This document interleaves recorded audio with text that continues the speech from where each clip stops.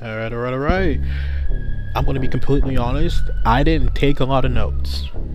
So this review actually might go by pretty fast, and that's honestly the best result for me personally. Backlash had just finished not that long ago, and you know what? This is definitely better than Mania.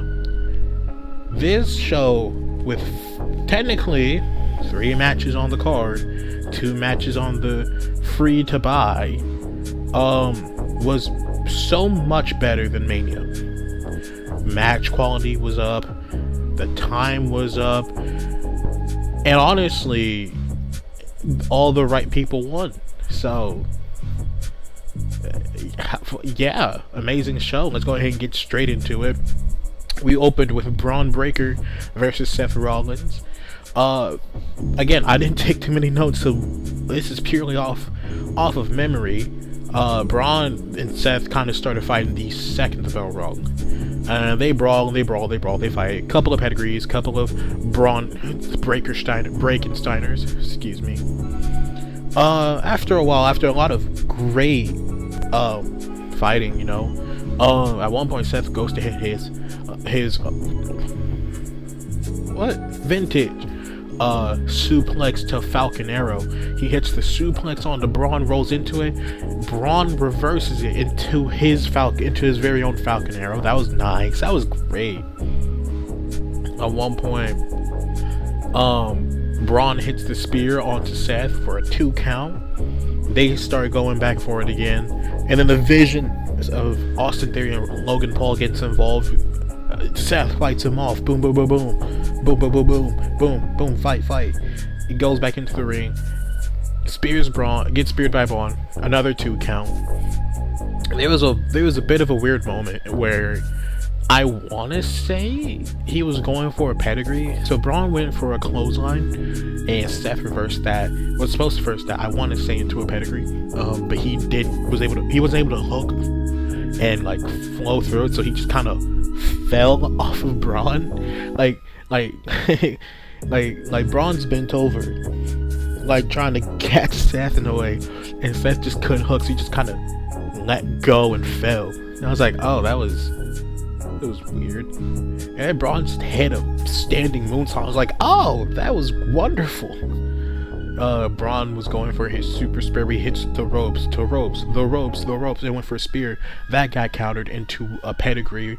Rollins was going up to hit the super stomp from the middle rope for Braun to then reverse that into a spear for the win. Braun Breaker beats Seth Rollins. Wonderful, good, and it went a very good time. I don't know any of the times. I didn't time anything, but if this is how we're starting, it's wonderful. What a good start. What a good opening. And then we also, the second match that was on the free ESPN card was Trick Williams versus Sami Zayn for the United States Champion in honor of GBM. Excuse me. Good match. Just a very good match. Again, like, unless it's anything to truly highlight, like I did with some of the Braun and Seth, it was a good match. The main highlights is really like Sami Zayn goes to cheat. You know, like I think he does his little rope jump over, like he hits the bottom rope, jumps over them, and then lands for a move. He does that. He falls to the ground holding his knee. My knee. Hold on. Trick Williams like nah. He goes in immediate roll up 1-2 kick out. That did scare me a little bit. And then at one point, I don't know exactly how and why, but Yachty was up there arguing with the ref. Sammy grabbed the candy cane kendo stick, right to Trick's head for another very close 2 count. Jesus Christ. Some more time happens, and Sammy is in the corner revving up for his haluva kick. Get up. The referee is checking on Trick, seeing if he's okay, because he took a nasty exploder into the turnbuckle. Oh, you okay? And Yachty comes out with that candy cane kendo stick right to Sammy's head. little bit of payback, and that made me happy. This is at this point, I'll be honest, near the end I didn't pay attention because I'm not gonna lie, I was in the middle of making myself a drink. I'm not gonna lie to you. I did notice that Sammy was just beating up Lil Yachty. How dare you? That man probably has a family. Before Trick hit him with the bookend onto the steel steps, and then yeah, at that point I looked away to finish making my drink. I looked up. Trick shot 1, 2, 3. Trick Williams retains his United States champion, and another honestly very good match. Like literally up until like the end, near like that end sequence, I missed, but everything else in that match was honestly very, very, very good. Very good. We then get the actual start to the show where we got Miz and Kit Connection versus Danhausen and TBD. We get like a movie style production of who Danhausen's opponent could be, or not could be, but like who Danhausen's partner is. We finally get the reveal of who is Danhausen's opponent, and it's Minihausen. It's one of the little people, Danhausens. And I'm not gonna lie, I wasn't into it. I wasn't into that bit. I'm not gonna lie. Oh, I thought it was gonna be someone I know. I thought it was gonna be someone I know. But hot damn, when the match started, immediately won me over. I think he's like, I don't remember what company it was, but there was a company, probably not even real. I don't even think it was Lucha Underground. But there's like a Mexican company who has a bunch of little people for luchadors. And I can't remember what promotion that is, but I want to say he was a luchador little guy, and he was throwing up hella moves, nice hurricanes, arm drags. He was quick and spry on the feet. At one point, he goes to the top rope, gets on Danhausen's shoulder on the apron, does a nice little crossbody. That was fun. Hits a really good moonsault. But of course, it wouldn't be the tag team match if the heels don't get the upper hand, and they just start kind of making fun of him a little bit, just kind of toss him around, just toss him around. At one point they go for a double suplex, and Miz lets go to let Ken Wilson do it. He starts doing a little hip swivel. He's doing his little hip swivel before hitting the suplex. He gets him upside down and on the turnbuckle, misses his little dive. That's where the moonsault happened. I'm sorry, I was a little too early. But he hits the moonsault, tags in Danhausen. Danhausen just goes wild, clotheslines. He's excuse me real quick, ref. Let me house myself up again. Literally hulking himself up, housing himself off, and he just goes back into the clotheslines. At this point, I don't remember exactly what happened. Again, I didn't take a lot of notes. I don't remember fully what happened. Minihausen hits a crossbody, or hits a suicide dive onto a Kid. I was going to say Miz. Hits a suicide dive onto Kid, and is chasing Kid up the ramp. When Kid kicks him off and realizes, that's the crate he just came out of. Why if I just throw him in there? Now it's just Dan as throws him in there. My phone! I don't know how bad that sounded on there, but I dropped my phone. And I throws him in the got rid of that guy. And then the crate turns on. Some fucking hell. The crate turns on, and the Kid's just like, yeah guys, I'm smart, And then the crate door just busts down, and it's like, who was that? All of the Minihausens come out. They just cloned all of the Minihausens, and they're just ganging up on Kit Wilson. That was kind of funny. I like that. In my mind, I thought he was going to grow to an actual superstar, and I thought that would have been funnier. I think that would have been much more funnier. Like, the little Hausens are good, but I thought it would have been funnier if, like he gets thrown into the crate. Got rid of him. The crate just breaks down, and it's just Oba Femi standing there. That would have been funny. Or like Braun Strowman, which I actually thought for a very split second that it was going to be Braun Strowman. you know. But I just thought that would have been 10 times funnier. But the Little Housens was even better. I like the Little Housens. So yeah, they attack Kit. They curse both of them, and now so whenever the Miz grabbed a fire extinguisher, God Almighty, these drinks are hitting me. I'm sorry, but he grabs a fire extinguisher, goes to use it on the Housens, and it's not working. Sprays himself with the extinguisher. Sprays Kit Wilson with the extinguisher. Now they're both blind. Both Housens curse them each one more time for Minihausen to do the crossbody off the top rope onto Kit Wilson, and for Danhausen to hit a pump handle kick onto the Miz for the 1-2-3. Minnie and Danhausen win the match, and honestly, very good match. I really like this match. I'm not gonna tell you to go out of your way to watch it, no, but it was a good match.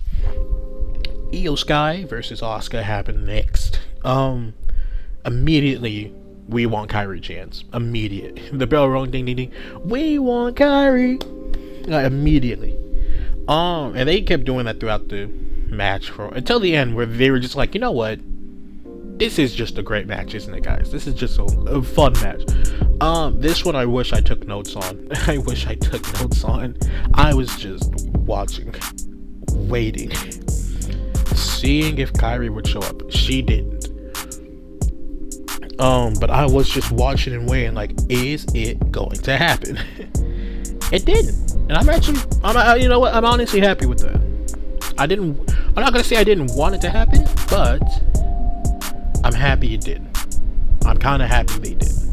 I would have been happy if they did too, but I'm happy they did do it. No, this match was just amazing. This is the match I will tell you to go out of your way to watch. This is the match I'd say this match was the best match on this show by far. 10 out of 10 match. They're just great they're great strikers.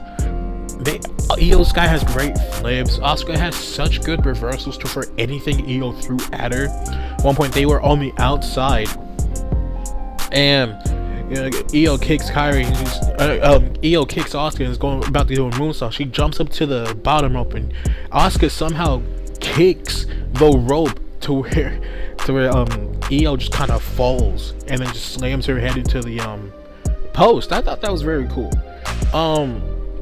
Near the end of the match, we get to the announcer's table where they're brawling, they're fighting, and Asuka goes to miss Io, but Io at the deadass at the very last second grabbed Wade's note, blocks it with his notepad, and then was back on the offensive Asuka for a little bit until she locked in the Asuka lock onto Io, and then they just start going back and forth. Yay, boo, yay, boo, yay, the spots, until after a couple of bullet train knees and the over the moonsault, Io Sky wins the match against Asuka. And this is where we get very interesting, which I like, but I'm also very confused about, and a little not worried, but I'm more of like, so what now? But Io looks at Asuka, bows, thank you very much, Asuka, and Asuka just bursts like, fucking come here, you, and they're just hugging and embracing. They full on embrace, they make up, they're hugging, they're raising each other's hands, they're bowing to each other, and then they leave. And Asuka waved off the fans while she was like, I see y'all, see you. That might have just been face Asuka, but a part of me, I don't want to believe it, but a part of me wants to think that she might be done. I don't want to believe it because I like Asuka, but it looks like she's kind of just done, and she might just not wrestle anymore. I don't know. I don't want to believe it. I've heard people speculate and I've heard people predict. I don't want to, because I like Asuka and I want to see her keep fighting. But yeah, Io Sky wins in a very, very, very good match, the best match on the show. We then get John Cena's historical announcement, which is in short-term form, I think he said a tournament. I don't remember if he said a tournament. I meant to write it down, but then I got distracted by what he was saying. But I'm going to say, I think it's a tournament at a brand new event for a brand new belt called the John Cena's Classic, where it will be stars of old and stars of new and stars of today going up against each other for a brand new belt that will, I don't even remember if he said there would be an exact date, but we didn't get the rules. And I'm not gonna lie, the rules are what kind of I don't know about that, where he said you will be voting on who is the John Cena Classic champion, meaning if that person, so even if that person loses their match, you can vote on them and they can win the championship. Okay, like what, dog? What? What's the point of the matches? Like, what's the point of the matches then? If it's Akira Tozawa versus Obafemi, and we really just want Akira to win, does he just wins? That's kind of stupid. I don't like that bit. I like the concept, I like the idea, and I actually don't even really hate the fact that we're introducing new championship belts. I don't really hate it that much, because I don't care that much. The rules are what's like, oh, I don't like the vote system. I don't. That's just me though, and I think that's just me. I don't know. From what I've seen from other people, they seem to be like okay with it. They seem to be down with it. Why vote? Just have the match, have the results, and then have the winner. But then we got our main event of Roman Reigns versus Jacob Fatu for the World Heavyweight Championship. This was a solid match. I have no real complaints. Deadass, no real complaints. I'll just go through what I wrote down here. At one point, near the beginning of the match, after a couple of moves were exchanged, Roman hits a Superman punch for the 1 count, and Jacob just kicks out and just no-sells it. He just starts tweaking out after a Superman punch and kick out. Starts tweaking. He had a really good near fall where he hit the pop-up Samoan drop into the mighty moonsault for a very close 2 count. A couple of spears, couple of shenanigans. Jacob powerbombed Roman through a table, the Shield, you know. After a couple more moves were exchanged, he was able to get the Tongan death grip locked onto Roman. We need to figure out this whole like arm raise thing for the ref, because I think AJ, he did it once. Ring the bell. He did it I think 3 times for John Cena, and he was I'm fighting back. They did it 3 times for Seth against Roman at the Royal Rumble 2022, I believe it was. Here he did it once to Roman and it went limp. It's like, no way, that's it. He did it again and Roman resisted. It's like, so what's the rules for the submission or whatever? Whatever. But Roman fights out of it. He hits a couple of Superman punch. Boom, Superman punch. He's going for another one. Jacob reversed it to a super kick. Pop up for a